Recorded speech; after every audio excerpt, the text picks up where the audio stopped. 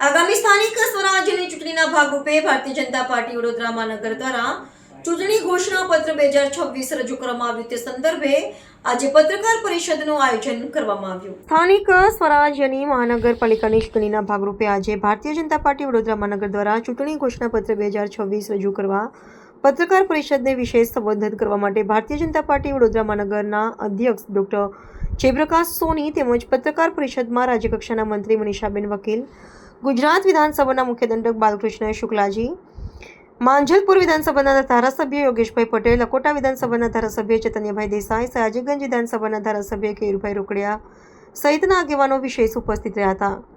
આજની સ્થાનિક સ્વરાજની ચૂંટણીના ભાગરૂપે ભારતીય જનતા પાર્ટી વડોદરા મહાનગર દ્વારા ચૂંટણી ઘોષણાપત્ર 2026 રજૂ કરવામાં આવ્યું, જેમાં વિકાસના મુદ્દાને મહત્વ આપવા માટે પત્રકાર પરિષદનું આયોજન કરવામાં આવ્યું હતું।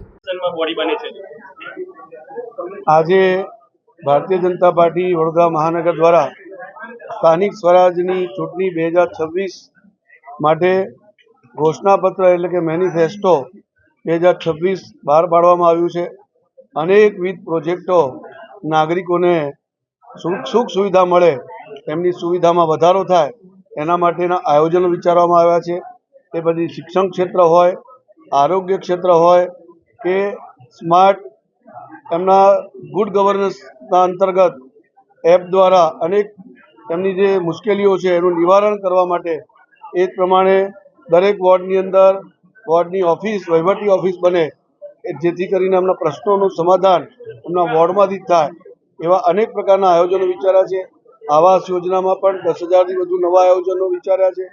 એ જ પ્રમાણે પાણીની ક્ષમતા, પીવાના પાણીમાં અત્યારે જે આપણને ઉપલબ્ધ થાય છે એમાં પણ લગભગ 100થી 150 mld પાણી વહન આપણી વધે, ક્ષમતા વધે, જેનાથી પીવાનું પાણી પૂરતા પ્રેશરથી ઘર ઘર મળી રહે એ પ્રકારના આયોજનો વિચાર્યા છે।